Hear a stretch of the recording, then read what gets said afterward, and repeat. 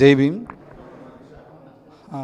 కుల నిర్మూలన కోసం పోరాటం చేస్తున్న కుల నిర్మూలన సంఘం కానీ, కుల వివక్ష వ్యతిరేక పోరాట సంఘం కానీ, కుల నిర్మూలన పోరాట సమితి, ఇంకోటి కేఎన్పిఎస్ కూడా ఉంటారు. వీళ్ళు పోరాటం చేస్తున్నప్పుడు మనం ఎన్ని సంఘాలు ఉన్నా వీళ్ళతో కలిసి పనిచేయడంలో, కుల నిర్మూలన కోసం కలిసి పనిచేయడంలో ఈరోజు వచ్చినటువంటి నాయకులందరికీ ఉద్యమ వందనాలు.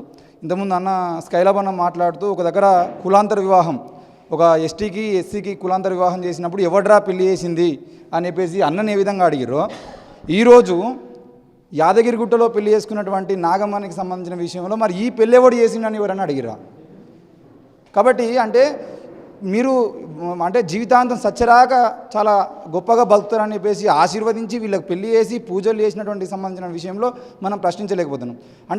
ఇంతకుముందు వస్తున్నటువంటి విషయాల్లో కులాలకు సంబంధించినవి చాలా వస్తున్నాయి, కానీ కుల నిర్మూలన అనేది ఎక్కడ జరుగుతుందని అంటే, కుల నిర్మూలన కోసం మనం అందరం కలిసి పనిచేసినా కుల నిర్మూలన జరగకుండా ఎవడైతే కాపాడుతున్నాడో, ఏ బ్రాహ్మణ బనియాలైతే దీన్ని కాపాడే ప్రయత్నం చేస్తున్నారో వాళ్ళు మాత్రం బాగానే ఉంటున్నారు.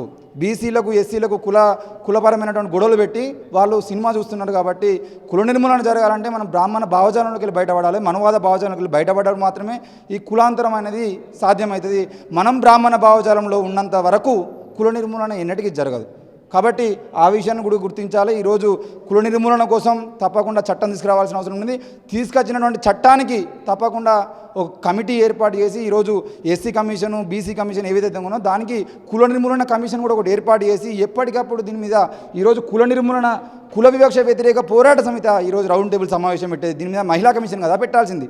ఒక మహిళా కానిస్టేబుల్ని అత్యంత క్రూరాత్మకంగా చంపితే ఈరోజు పోలీస్ కమిషన్ కదా దీని మీద రౌండ్ టేబుల్ సమావేశం పెట్టింది. పోలీసులు మహిళా కమిషన్ పెట్టాల్సినటువంటి కమిషన్ బాధ్యతలను ఈరోజు కుల వివక్ష పోరాట సమితి ఎందుకు తీసుకున్నది అంటే, ఇక్కడ వాళ్ళు సరిగ్గా పనిచేయట్లేదు. కాబట్టి మనము బాధ్యతగా ముందుకెళ్ళాలని చెప్పేసి తెలియజేస్తూ, తప్పకుండా రానున్న సమాజంలో కుల వివక్షకు వ్యతిరేకంగా జరిగేటువంటి ప్రతి పోరాటంలో ఎన్ఐన్ మీడియా వేదికగా మేము తప్పకుండా ముందుంటామని తెలియజేస్తూ ఈ అవకాశం ఇచ్చినటువంటి పెద్దలకు ధన్యవాదాలు.